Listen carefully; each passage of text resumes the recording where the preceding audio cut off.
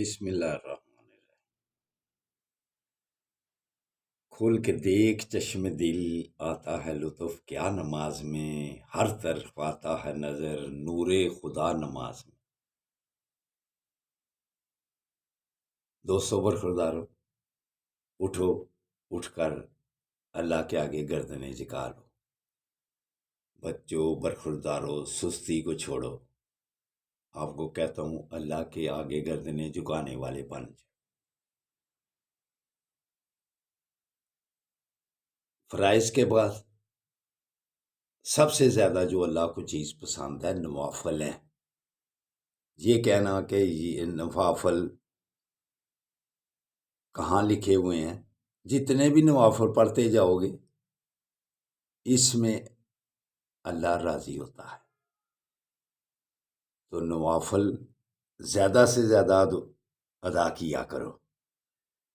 پھر کبھی جب فرائض میں کمی رہ جائے تو وہ نوافل ان کی جگہ اللہ تعالی قبول کرے گا اور آپ کو معافی کا موقع مل جائے گا۔ گردنیں جھکانا ہی اللہ کے سامنے اللہ کو سب سے زیادہ پسند ہے۔ تو اس کے بعد یا وہابوں کا ورد کیا کرو، یا وہابوں کا، پھر مقبول الدعا بن جاؤ گی۔ آپ کی جو بھی دعا ہوگی اللہ قبول کرے گا۔ تو اٹھو، اٹھ کر پکے 5 وقت کے نمازی بن جاؤ، مسجدوں کو آباد کر لو۔ اس کے بعد پھر اپنے اخلاق اچھے کر لو، لوگوں سے رویہ اچھا کر لو۔ آقا صلی اللہ علیہ وآلہ وسلم کا فرمان علی شان ہے،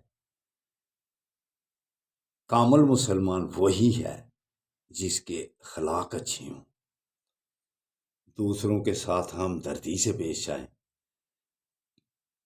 ہم سارا دن لوگوں کی غیبتیں کرتے رہتے ہیں، اس سے صحت خراب ہوتی ہے۔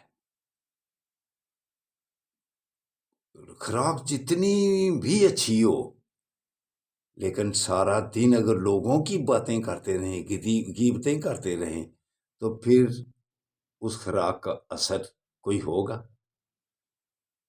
لوگوں کی باتوں چھوڑو، غیبتیں چھوڑو۔ نبی کریم صلی اللہ علیہ وآلہ وسلم صحابہ کے ساتھ تشریف لے جا رہے تھے تو راستے میں ایک مردار جانور پڑا ہوا تھا۔ آقا صلی اللہ علیہ وآلہ وسلم نے ارشاد فرمایا، اس کو کون کھانا پسند کرے گا؟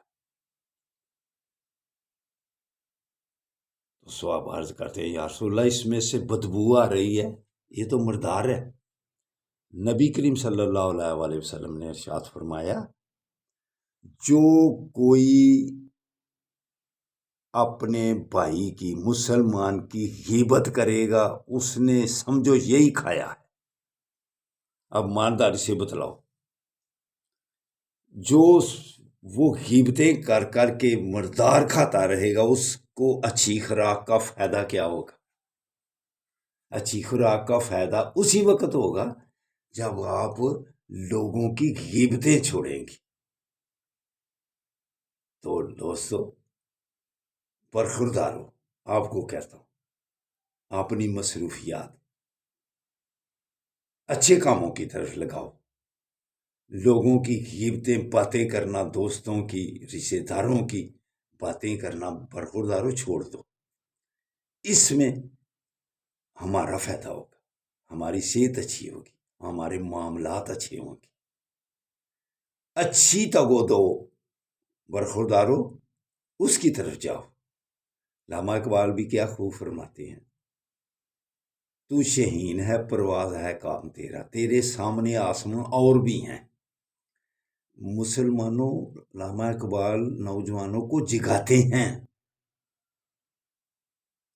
پھر یہ بھی ذہن میں ڈالتے ہیں تم ہی سے نہیں یہ ساری فضائیں، یہاں سینکڑوں کارواں اور بھی ہیں۔ تو ہمارے ذہن میں یہی بیٹھ جائے اگر جو کچھ ہم ہیں وہی ہیں، دوسرے لوگ بھی زندگی گزار رہے ہیں، انہی سے بھی کارواں چلتا ہے، ہم سے کچھ اس کے لیے ہم سے چل رہا ہے۔ اسی لیے دوستو برخوردار ہو، دوسروں کو بھی اہمیت دیا کرو۔ تو جن پر ظلم ہو رہا ہے ان کے لیے اٹھ کر کم از کم دعا کرو، جو ہماری ذمہ داری ہے ان کی چیزوں کا بائیکاٹ کرو۔ فلسطین والوں پر ظلم ہو رہا ہے، مسلمان کٹھے ہونے سے بہت پیچھے ہیں۔ آپس میں لڑائیاں، ایران اور پاکستان میں میزائل کی، ایک دوسرے پر بمبار، لیکن اسرائیل کو جدھر میزائل پھینکنے چاہیے ادھر خاموشی۔ یہ بھی منطق کوئی سمجھ میں آتی ہے کسی کو؟ اسرائیل کی طرف میزائل پھینکو، اگر روزانہ کی جو شہید ہو رہے ہیں بچے، عورتیں، جوان، بوڑھے، ایسے ہی ہوتے جائیں گے شہید، آپ سوئے رہیں گے؟ اللہ کے عذاب سے ڈرو، ان کی طرف میزائل پھینکو، کچھ بندوبست کرو ان شہیدوں کا، ان کو بند کرانے کا۔ وہ شہید بچے مظلوم ہیں، آپ کو تھوڑا سا بھی خیال نہیں آتا؟ تو دوستو جو ہم کر سکتے ہیں وہ تو کرو نا، ان کی چیزوں کا بائیکاٹ کرو، ان کے لیے دعا کرو، فلسطین والوں کے لیے۔ ہمارے بڑے تو وہاں اس طرف آنکھیں بند کی ہوئی ہیں، سوئے ہوئے ہیں، یہ صرف کرونا کو دعوت دے رہے ہیں۔ پھر تو چلو دوستو اٹھو، برخوردارو، نماز ادا کر کے فلسطین والے بھائیوں کے لیے دعا کرو۔ اللہ حافظ، اللہ حافظ۔